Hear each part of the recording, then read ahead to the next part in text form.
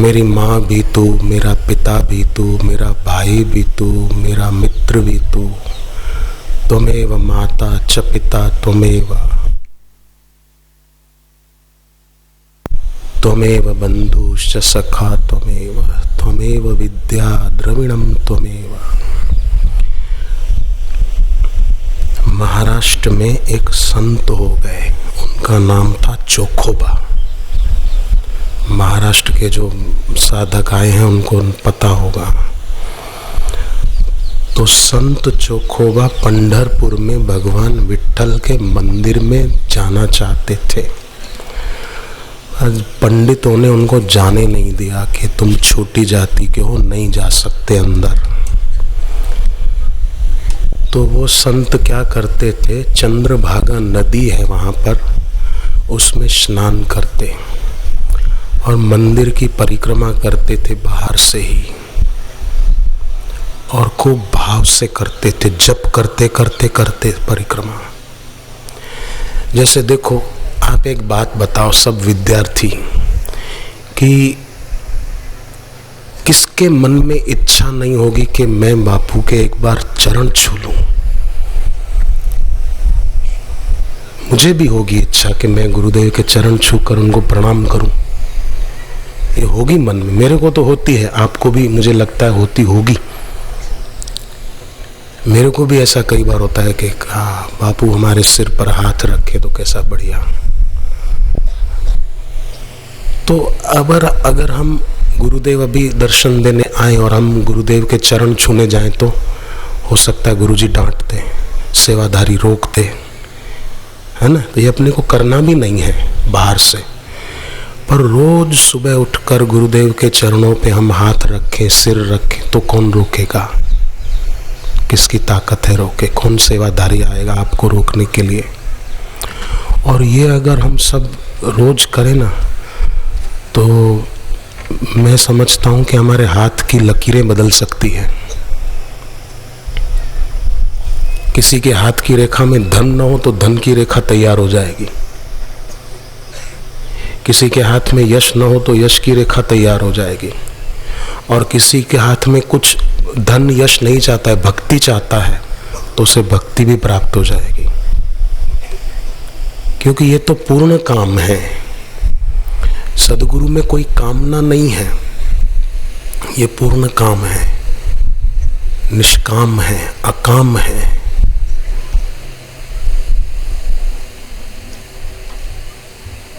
जो प्रार्थना की जाएगी वो काम होगा। देखो, गुरु में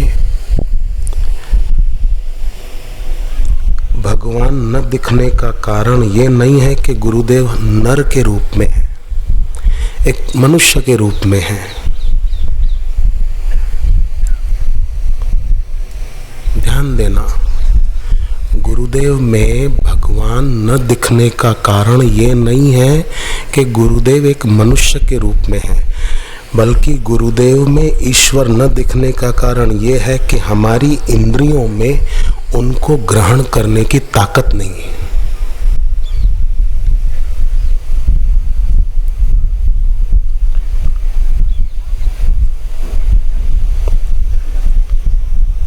तो वो ताकत घी खाने से नहीं आएगी, मक्खन खाने से नहीं आएगी। वो ताकत प्रेम की ताकत है। पर आजकल क्या होता है, कई बार प्रेम प्रतिष्ठा की बाजार बन जाता है और प्रेम निष्ठा की कब्र बन जाता है।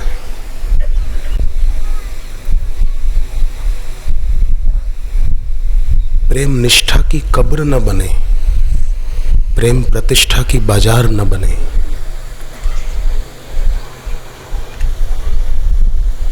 तो वही प्रेम एक ताकत बन जाएगा और हमें फिर गुरुदेव साधारण मनुष्य नहीं लगेंगे। फिर वास्तव में जो वो हैं, हमें वो जो गुरुदेव लाटू महाराज की बात बता रहे थे, रामकृष्ण के शिष्य,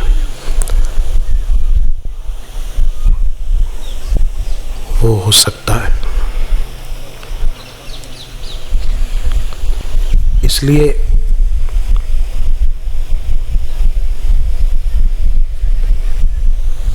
भागवत में भक्तराज प्रहलाद जी ने भी ये कहा है कि ईश्वर की आराधना करने के पहले गुरु की आराधना करनी चाहिए। जिन्होंने ईश्वर की अलग से आराधना की उनको भी ईश्वर ने गुरुदेव के पास भेजा है।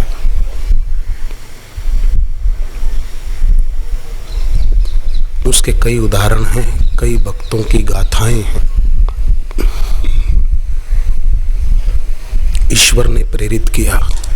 अपने कई साधकों की बात मैं आपको बताऊं। एक साधक ने बताया, राजस्थान के सीकर में रहते हैं, उनको हनुमान जी ने प्रेरणा दी। पहले हनुमान जी की उपासना करते थे तो हनुमान जी ने प्रेरित किया और फिर गुरुदेव के सानिध्य में वो आए, दीक्षा ली। अमेरिका के शिकागो में एक बहन को, वो बचपन से हनुमान जी की भक्ति करती थी, उसको हनुमान जी ने प्रेरित किया। वो खुद बता रही थी और अमेरिका से यहाँ दीक्षा लेने को आई थी। एक देवी को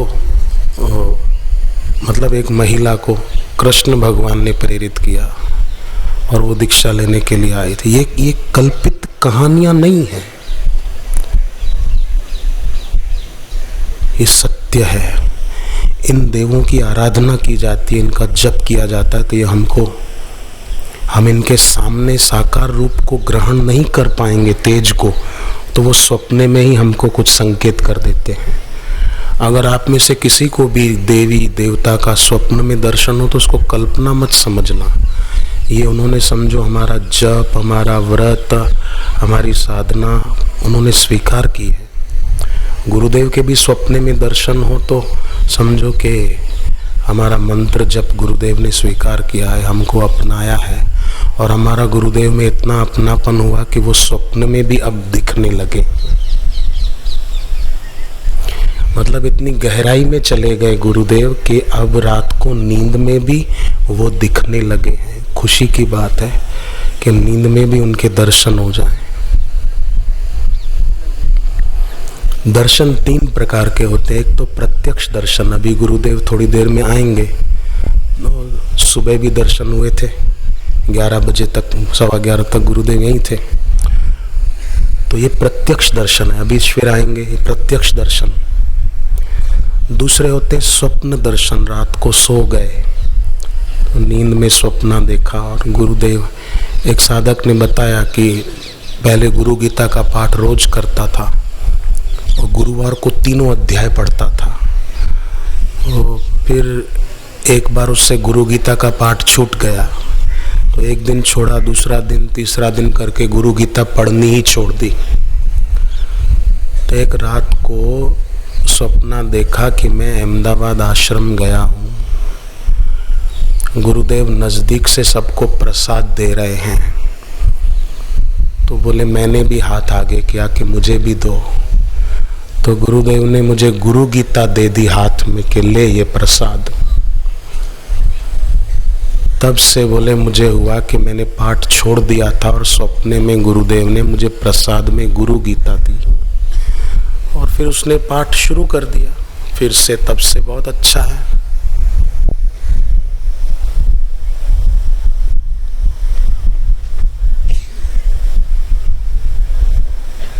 तब से उनकी भक्ति में बरकत है। तो प्रहलाद जी कहते हैं कि आराधना ईश्वर की जिन्होंने भी स्वतंत्र ढंग से की उनको भी ईश्वर ने गुरु के पास भेजा और जब ज्ञान भी दिया तो गुरु बनकर दिया।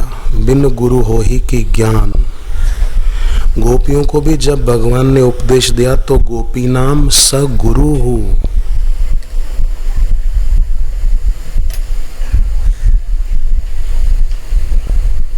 ऐसा आता है। अर्जुन ने भी भगवान को कहा शिष्यस्ते, हम मैं आपका शिष्य हूं। तो ये बहुत बड़ी बात है कि गुरु की मौजूदगी में बैठ पाना, गुरु की मौजूदगी में श्वास ले पाना, गुरुदेव को अपने नेत्रों से निहार पाना और नेत्रों के जरिए उनको अपने हृदय में बिठा पाना।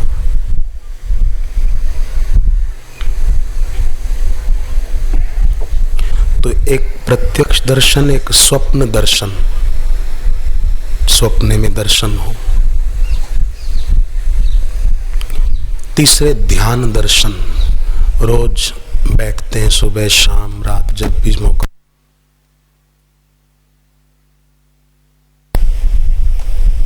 तो उसमें भी गुरुदेव के दर्शन का या कुछ और ऐसा अनुभव होता है।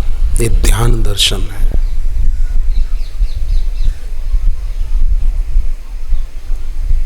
ध्यान दर्शन का एक अर्थ ये भी हम लोग ये कर सकते हैं कि हर समय उनका ध्यान बना रहे।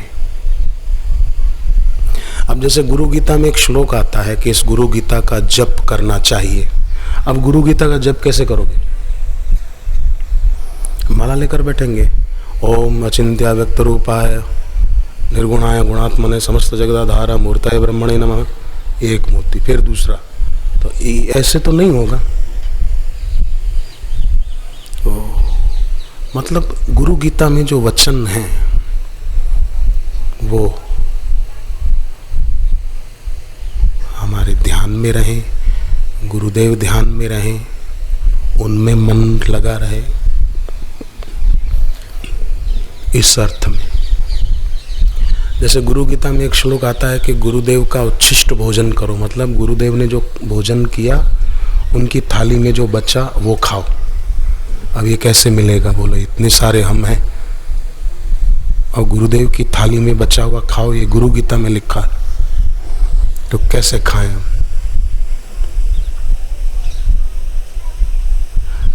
ये शिव जी का संकेत है। एक शास्त्र की बातों का एक स्थूल अर्थ होता है और एक सूक्ष्म अर्थ होता है, मौलिक अर्थ होता है। तो इसका सूक्ष्म मौलिक अर्थ यह है कि गुरुदेव के मुख से जो वचन निकलते हैं ये गुरु का उच्छिष्ट प्रसाद है, ये खाएं हम, मैं, आप, हम सभी। ये गुरुदेव का उच्छिष्ट प्रसाद है जो गुरु के मुख से निकल रहा है।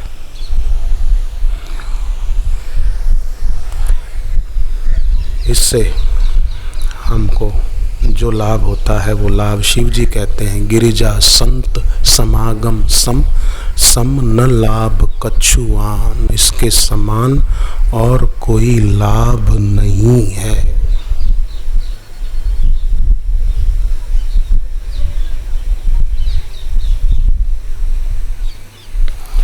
तो जप पाठ ध्यान करते हुए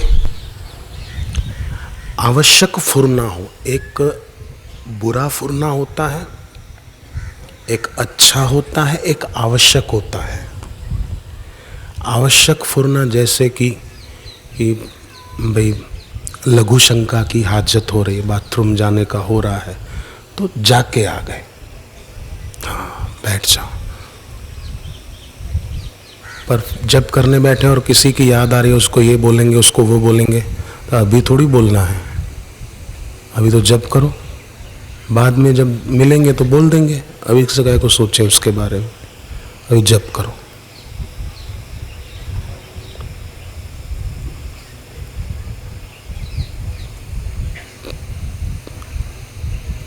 फुरने से विमुख हो जाना है कि अभी तो मुझे ऐसा करना नहीं है, और गुरुदेव के सन्मुख हो जाए तो वो फुरने मिट जाएंगे। विमुख होने से उनसे संबंध विच्छेद हो जाएगा और गुरुदेव से संबंध जुड़ा हुआ ही है, उसमें हमारा मन लग जाएगा। तो गुरु की आराधना,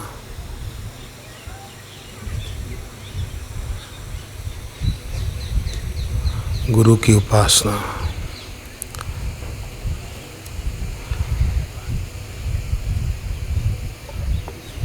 न हो पाती तो फिर उनसे ही अर्जी की जाए, अकेले में बैठकर गुरुदेव से बात की जाए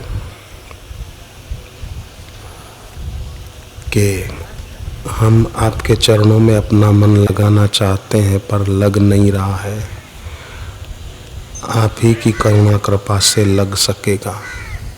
अकेले में कुछ भी अपने अपने भाव के पुष्प उनको अर्पित करें।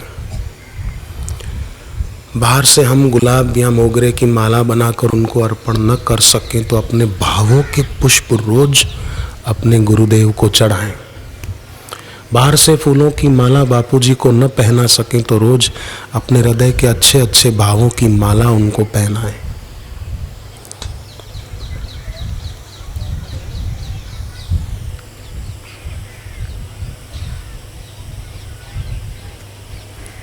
और वो उन तक पहुंचेगी।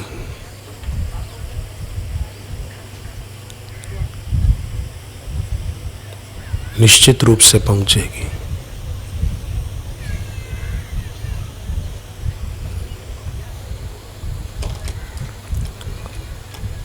क्योंकि भाव स्थूल नहीं है, सूक्ष्म है। शरीर से हम दिल्ली, मुंबई कहीं जाना चाहें तो स्टेशन जाना पड़ेगा, ट्रेन की बुकिंग हो ना हो, कितने घंटे यात्रा में लगे। पर अगर आपको मन से जाना हो, रायपुर, छिंदवाड़ा, भोपाल, आगरा, जहाँ से आए हैं, मन से जाना हो तो क्या देर लगेगी? ऐसे ही रोज अपने भाव से। कबीर जी ने बताया 5 बातें बताई हैं। संत कबीर जी कहते हैं 5 बातें अगर कोई करे ना, उसको उसके गुरु की, आराध्य की पूर्ण कृपा मिल जाएगी। और वो 5 सुनकर आपको बड़ा आश्चर्य लगेगा कि ये क्या बात हुई।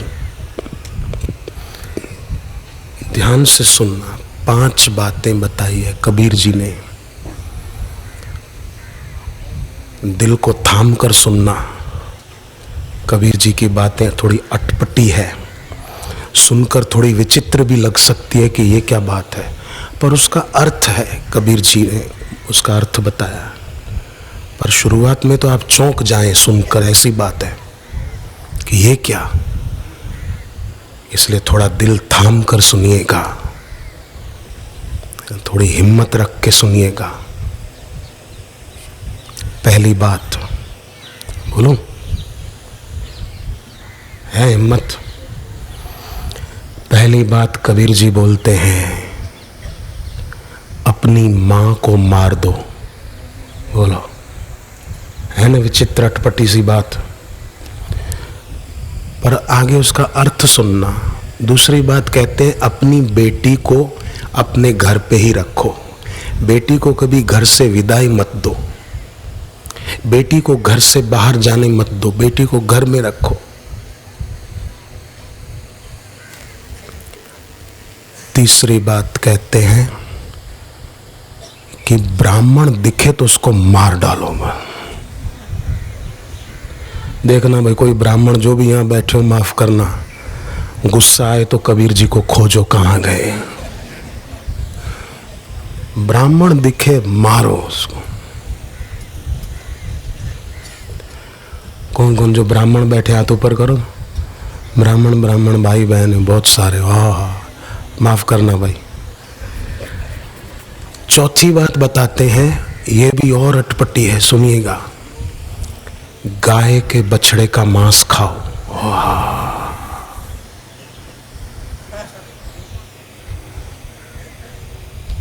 पांचवी बात और अटपटी है, शराब पियो रोज।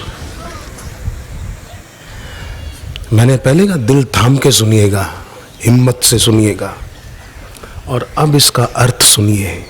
मां को मार दो मतलब वस्तु में, व्यक्ति में कहीं भी ममता है, ये मेरा है, ये मेरी है, ये मेरा है, इसको मार डालो कि मेरा कुछ भी नहीं है, मेरे गुरुदेव के सिवाय, मेरे ईश्वर के सिवाय मेरा कुछ भी नहीं। ममता को मार डालो। माँ को मार दो मतलब कबीर जी संत है, कोई ऐसी बात बोलेंगे माँ को मारो? ममता को, मेरा कुछ भी नहीं है। लाए थे क्या, जन्मे थे तो क्या लाए थे, और ले क्या जाएंगे बताओ। तो ममता को मार डालो, मेरा कुछ नहीं है।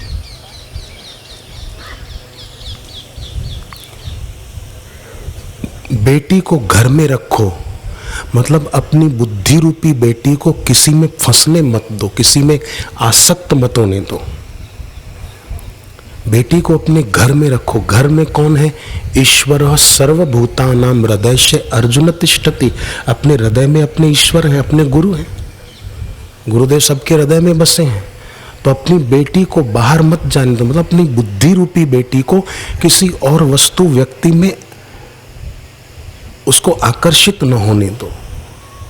जैसे भीष्म पितामह ने श्री कृष्ण को कहा कि मेरी एक बेटी है, वो केवल आपसे ही शादी करना चाहती है। और वो बेटी कौन? कि मेरी बुद्धि रूपी बेटी। तो बेटी को बाहर मत जाने दो, मतलब बेटी घर में बुद्धि ईश्वर में, गुरु में ही, उनके चरणों में लगी रहे। और फिर कहा ब्राह्मण को मार दो, मतलब किसी ब्राह्मण की हत्या करो, नहीं नहीं, तर्क वितर्क वाद विवाद इसको छोड़ो। तूने मेरे लिए ऐसा बोला, मैं तेरे को देख लूंगा, मैं तेरे को देख लूंगी, मैं ये कर दूंगा, मैं वो कर दूंगा।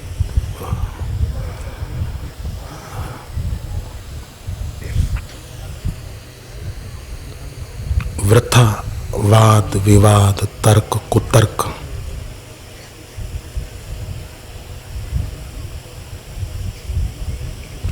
कैंचियां जेब में रखकर घूमने की जरूरत नहीं है।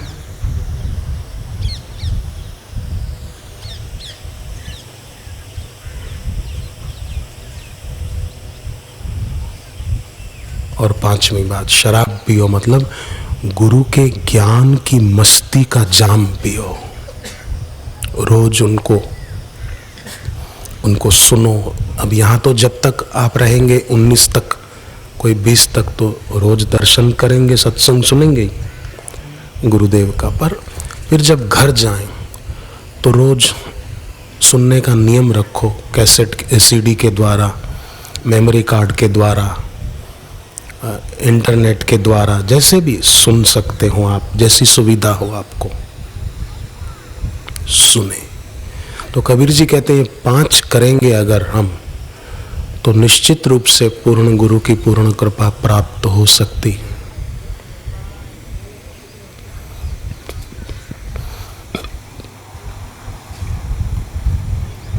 आपको पता है कि नाव नदी में डूबती है, कई बार डूब जाती। मेरे से भी डूबी एक बार, 1-2 बार, पर कोई बैठा नहीं था तब, मैं अकेला बैठा था यहीं साबरमती में। तब मैं सेवा करता था। नदी के उस पार से साधक आते थे, रविवार को सत्संग होता था यहाँ गुरुदेव का, तो मैं नाव चलाता था। उस पार से जो साधक आते थे उनको नाव में बिठाकर इस पार लाता था। फिर सत्संग पूरा होने पर उनको इधर से उधर ले जाता था। नाव चलाने की सेवा थी रविवार बुधवार को। तो नाव नदी में डूबती है, ये हमने सुना है, देखा है।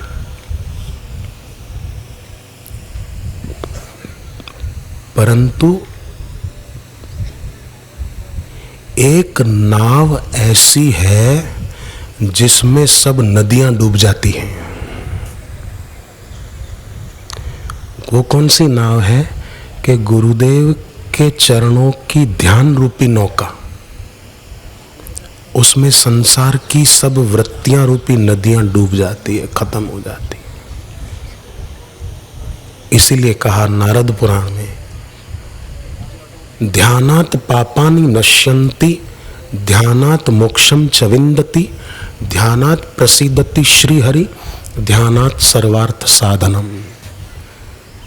ध्यान से सारे ये कार्य सिद्ध होते हैं।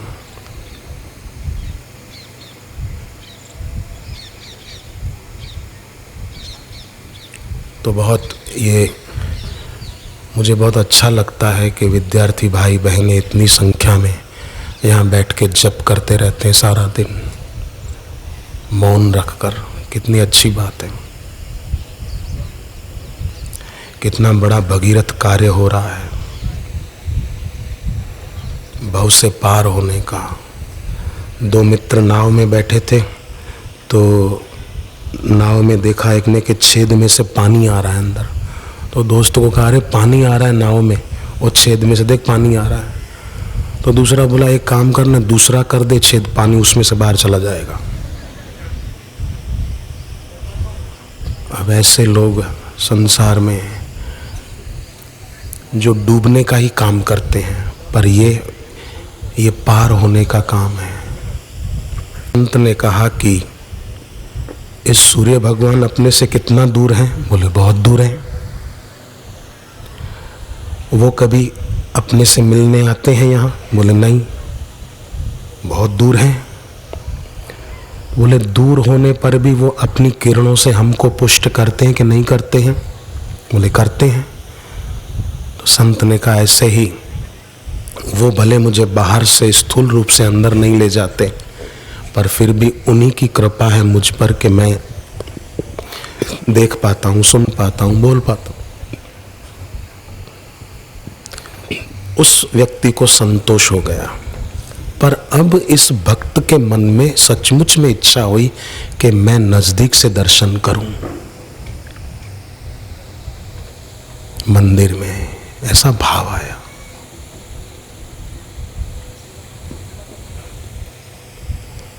तो घर पे रोज रात को सोने से पहले वो जप खूब करते थे, फिर सोते थे। जप किए बिना सोते नहीं थे।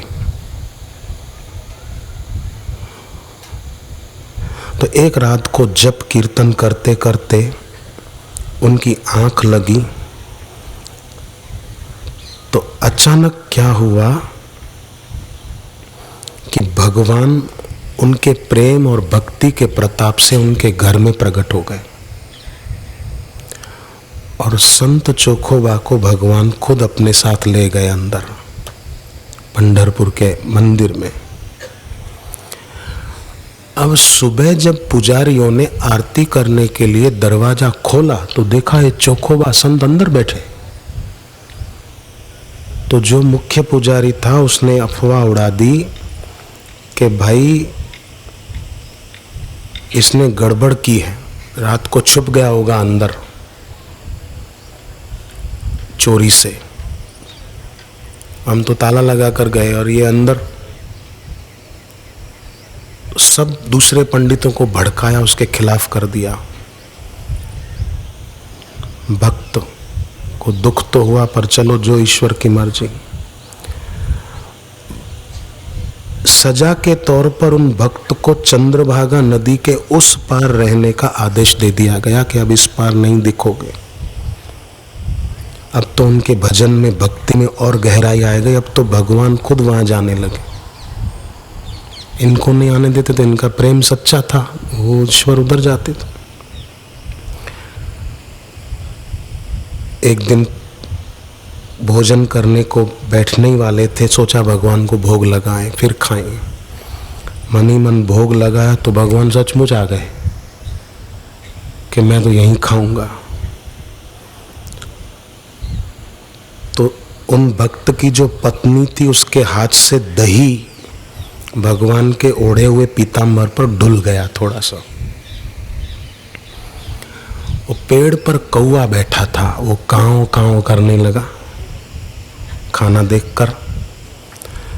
तो चोखोबा ने कौवे को भगाने के लिए, जैसे नहीं पक्षी को भगाने के लिए करते हैं, ऐसा करते हैं। तो चोखोबा ने हाथ ऐसे यूं किया तो नदी के उस तरफ एक ब्राह्मण था, उसको लगा ये मेरे को ऐसे कर रहा है, क्या समझता है अपने आप को।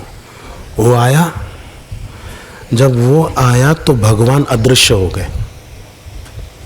उसको भगवान का पीताम्बर तो दिखा और उसने सोचा कि क्या पता मेरी कल्पना होगी। पीताम्बर पर दही भी दिखा डुला हुआ, सोचा मेरी कल्पना होगी, भगवान यहाँ काहे को आएंगे। उसने आकर गुस्से में चोखोबा को थप्पड़ मार दी जोर से। हट्टा कट्टा था, ब्राह्मण था, लड्डू मालपुए रबड़ी खूब खाता होगा, पहलवान था, मेरे जैसे 4 समा जाए उसमें, ऐसा था। तो चोखोबा को थप्पड़ मार दी कि मेरा अपमान करता है, क्या समझता है अपने आप को। अब क्या हुआ कि अगले दिन जब वो ब्राह्मण मंदिर में दर्शन करने को गया तो देखा भगवान विट्ठल का दाहिना गाल सूजा हुआ है, जैसे कोई जोरों से मारे तो क्या सूज जाए, ऐसे सूजा हुआ है। और पीताम्बर पर जो वहाँ देखा था दही डुला हुआ, वो भी दही दिख रहा है डुला हुआ। तब उसको हुआ कि अरे मैंने थप्पड़ तो भक्त को मारा था, परंतु उसके रोम रोम में भगवान समाये थे, मेरे प्रभु को चोट लगी है। और दही देखा, जाकर उससे संत चोखोबा से माफ़ी मांगी और सबको ये बात बताई। तो सब ने फिर उस दिन से उन संत का स्वागत सत्कार शुरू किया। कहने का मतलब कि दिल में भक्ति होती है, गुरु के लिए, अपने आराध्य के लिए प्रेम होता है, तो फिर उनकी करुणा कृपा के दर्शन होते रहते हैं। जैसे एक लड़की मुंबई में, एरिया का नाम मैं भूल रहा हूँ, तो वहाँ से वो किसी के यहाँ शादी में गई थी अपनी माँ के साथ। उनकी गाड़ी का ड्राइवर, माँ और ये 3 जने। तो शादी में तो देर हो ही जाती है, रात को लौट रहे थे तो एक्सीडेंट हो गया देर रात को, गाड़ी थोड़ी नीचे खाई में जा गिरी, ड्राइवर बेहोश, माँ बेहोश। ये लड़की तब 10वीं क्लास में पढ़ती थी। तो ये मनी मन बापू जी का सुमरन करने लगी कि आधी रात को यहाँ कौन हमारी मदद करेगा। तो अचानक एक सफ़ेद कपड़ों में कोई आए और उनको दोनों को सहारा देकर अस्पताल पहुँचाया ताकि इलाज शुरू हो जाए। तो जान तो बच गई दोनों की, ड्राइवर की भी और उसकी माता की भी। पर ये लोग उनको धन्यवाद दें, इतने में तो वो जो लाए थे वो अदृश्य हो गए, बहुत ढूंढा मिले ही नहीं। तब उस बच्ची को हुआ कि मानो ना मानो मैंने दिल से गुरुदेव को याद किया था, तो गुरुदेव ने ही इस रूप में आकर के हमारी रक्षा कर दी। ड्राइवर की भी जान बच गई और माँ की भी जान बच गई। तो भावों में बड़ी शक्ति है।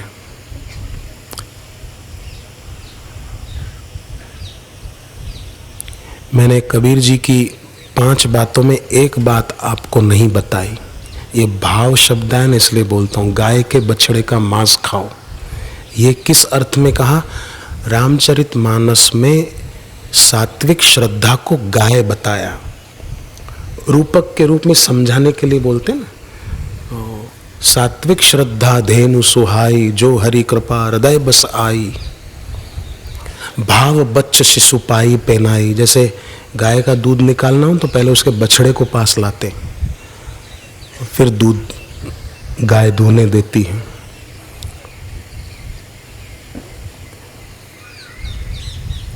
भाव रूपी बछड़ा, गुरुदेव के लिए भाव खूब हो दिल में, और रोज रोज वो समभाव का आस्वादन करें। रोज 24 घंटे में 2 मिनट ऐसे जाएं कि गुरुदेव की याद में, भाव में आंख में आंसू आए, प्रेम के। इस अर्थ में कहा भाव, इसको खाओ। भाव बच्च शिशु पाई पहनाई।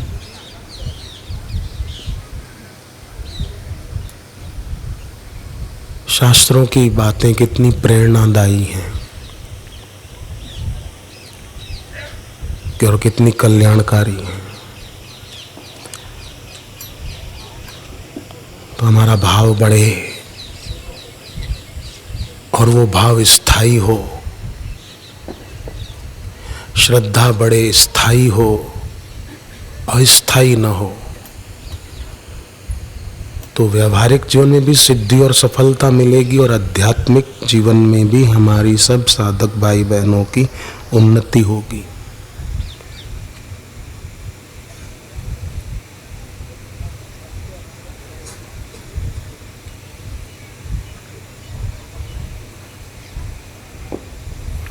बड़दादा की परिक्रमा करते हैं, इससे कई लोगों को कई चमत्कारिक दिव्य दिव्य अनुभव हुए। भक्ति बढ़ाने के भी, आध्यात्मिक उन्नति के भी, और लौकिक जीवन में जो कष्ट कठिनाइयाँ आती हैं वो भी दूर होती।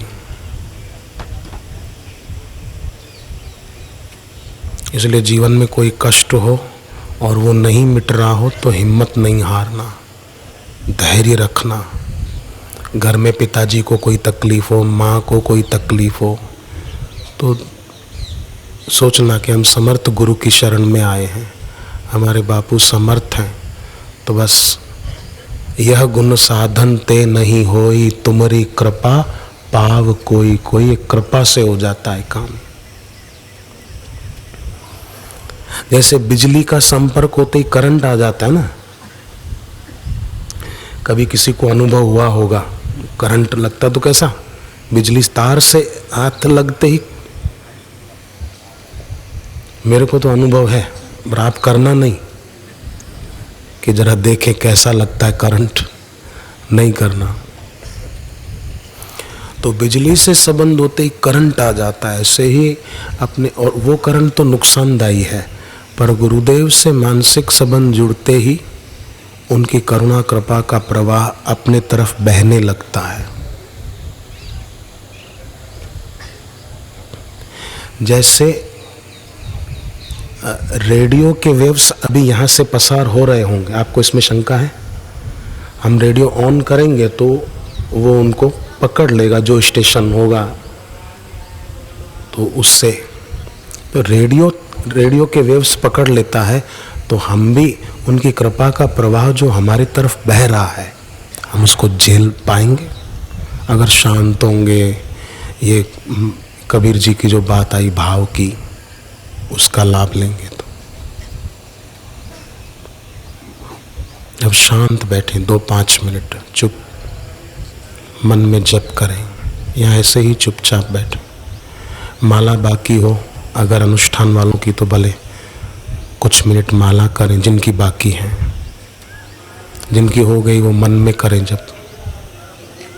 शाम की उत्तम संध्या वो कहलाती है जो सूर्यास्त होने से पहले ही शुरू कर दी जाए।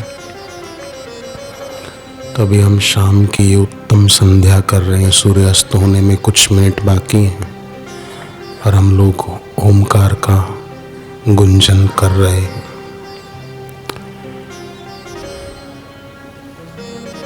जो विद्यार्थी बोलते हमारा मन नहीं लगता पढ़ाई में, वो विद्यार्थी ये प्रयोग शांत बैठ के ओमकार का गुंजन करें, और थोड़ी देर रोज गुरुदेव के श्री चित्र पर ध्यान केंद्रित करें। पलकों को हिलाए बिना, आंखों की पलकों को हिलाए बिना एक टक देखें, और मुर्दा आंखों से नहीं, जीवंत आंखों से देखें। ऐसा नहीं कि हमारी नज़र तो उधर हो पर मन कहीं और घूम रहा हो, हमारा मन भी वहीं हो।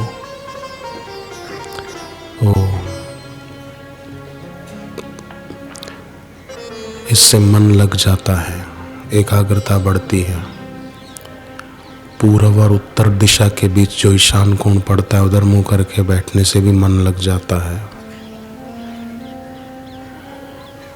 गहरा श्वास लेकर बाहर छोड़कर, श्वास को बाहर रोककर ही उड़ान बंद किया, पेट को अंदर की ओर खूब खींचा। सुबह, अभी नहीं, रोज सुबह 5 बार ऐसा किया। 20-25 सेकंड श्वास को बाहर रोककर पेट को खींचे रखा अंदर खूब, और ध्यान आज्ञा चक्र पर।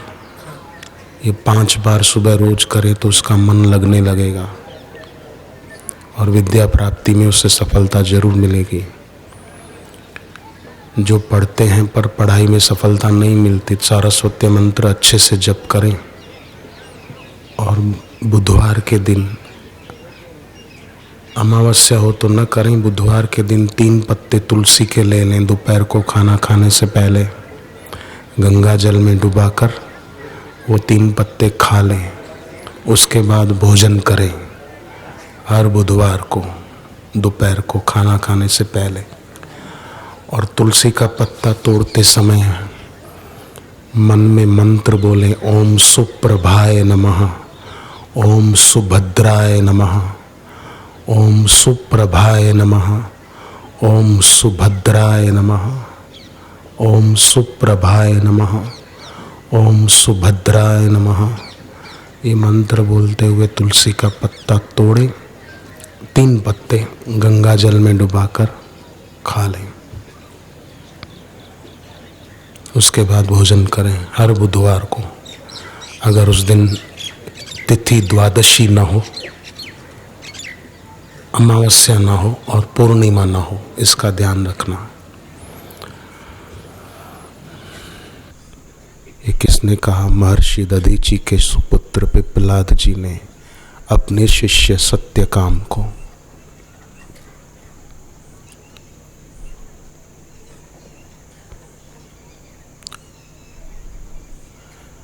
याज्ञवल्क्य ऋषि ने बृहदारण्यक उपनिषद में ओंकार के गुंजन के बारे में कहा कि ये जो करते हैं उनके जीवन में अपने आराध्य के प्रति भक्ति का उजाला प्रकाश होता है। ये प्रयोग करने में साधारण लगता है, परंतु जापक को असाधारण बना देता है। ऐसा जप करने वाला साधक जब गुरुदेव के दर्शन करता है तो उसकी आंखें तो वही रहती है, पर उसकी दृष्टि वही नहीं रहती।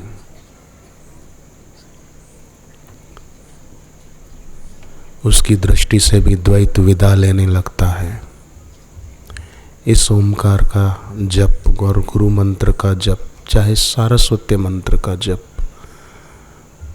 गुंजन करे और गुरुदेव के दर्शन करे प्रीति पूर्वक, तो उसकी आंख तो वही रहेगी, दृष्टि वही नहीं रहेगी।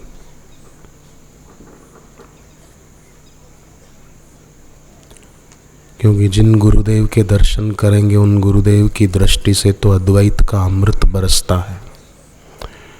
गुरुदेव की दृष्टि में द्वैत नहीं है। गुरु स्वयं अद्वैत ब्रह्म स्वरूप है, तो उनकी दृष्टि से जो ये अमृत बरसता है और हम भावपूर्वक उनके तरफ निहारते हैं, अपलक नेत्रों से उनके दर्शन करते हैं, तो दर्शन मात्र से, गुरुदेव की उपस्थिति मात्र से हमें कितना सारा लाभ होता है उसकी हम कल्पना नहीं कर सकते हैं। भगवान ब्रह्मा जी स्वयं कहते हैं कि ऐसे सद्गुरुदेव की जो निष्काम भाव से पूजा करता है वो जन्म मरण से छूट जाता है। अगर सकाम भाव से पूजा करता है तो उसकी मनोकामना पूरी निश्चित रूप से होती है।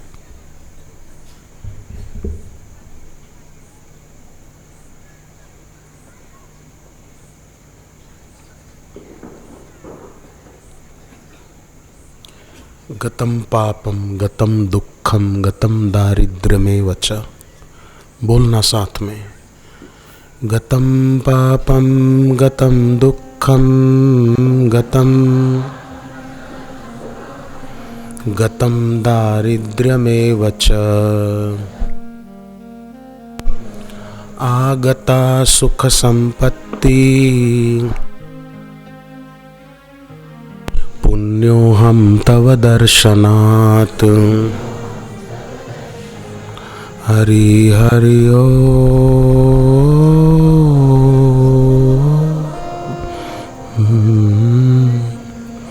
गतम पापम, उनके दर्शन से पाप नष्ट हो जाते हैं। गतम दुखम, दुख नष्ट होते हैं। गतम दारिद्र्यमेव च, दरिद्रता चली जाती है।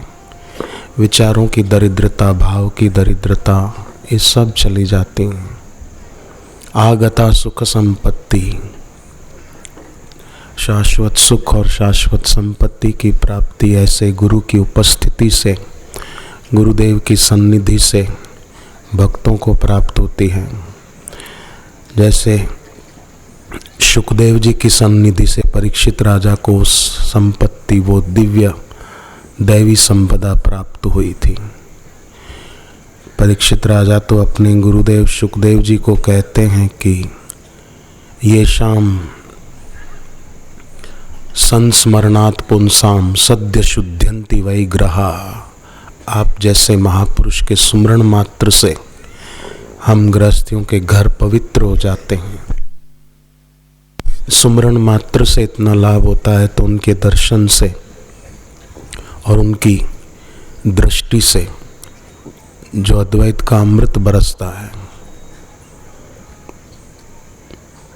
और गुरुदेव स्वयं बोलते नहीं हैं, गुरुदेव से उनकी करुणा बुलवाती, हमारे प्रति जो करुणा है वो करुणा उनसे बुलवाती है।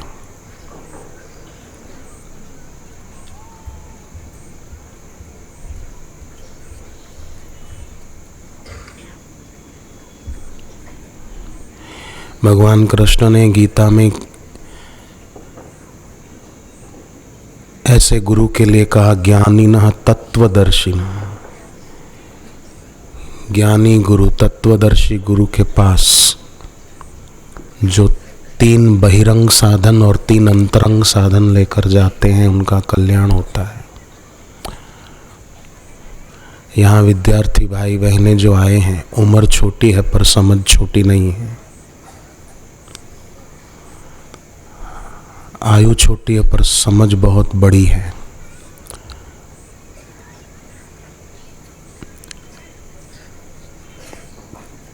पिछले साल भी दिवाली के पर्व पर जो 7 दिन का शिविर हुआ था, उसमें जो आए थे वो हाथ ऊपर करें। कितने सारे विद्यार्थी भाई बहनें तब भी थे, इस बार भी आए हैं। बस हाथ नीचे करें। भगवत गीता में भगवान कृष्ण ने इस लाभ को सर्वोपरि बताया है जो शुभ की छाया में होता है।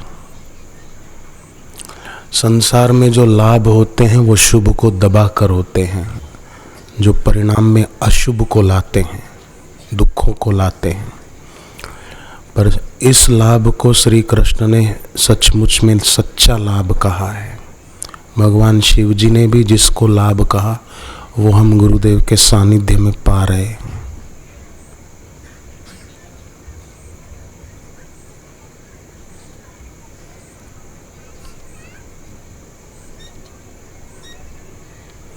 अन्यथा शरणं नास्ति त्वमेव शरणं मम तस्मात् कारुण्य भावेन रक्ष रक्ष परमेश्वरा।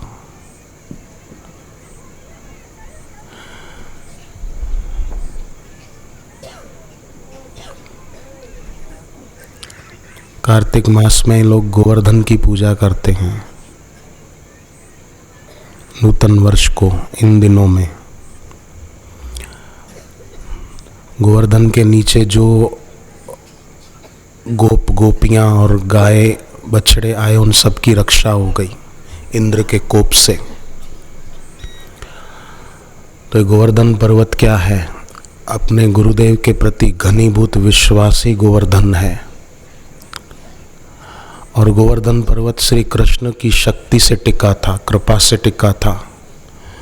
ग्वाल बालकों ने कहा कि बहुत देर से आप गोवर्धन धारण किए हुए हो, थक गए होंगे, क्योंकि 7 दिन तक श्री कृष्ण ने उठाए रखा था।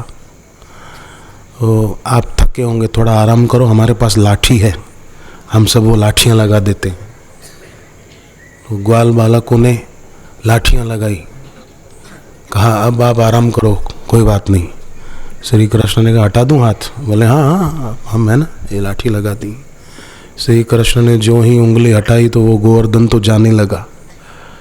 वो सब ने कहा अरे प्रभु संभालो संभालो, दया करो। तो भगवान ने फिर हाथ लगा दिया। तो गोवर्धन पर्वत श्री कृष्ण की कृपा से ही टिका था। तो हमारे जीवन में भी अपने इष्ट, अपने गुरु के प्रति घनीभूत विश्वास रूपी गोवर्धन, वो उनकी करुणा कृपा से ही टिकेगा और उसके नीचे रक्षा होती है।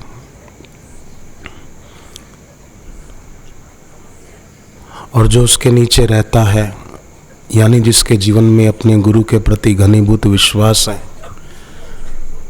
वो अपने आराध्य का प्यारा बन जाता है। इसलिए कहा गोवर्धन धरम वंदे गोपालम गोपरूपिणम गोकुलोत्सवम ईशानम गोविंदम गोपिका प्रियम।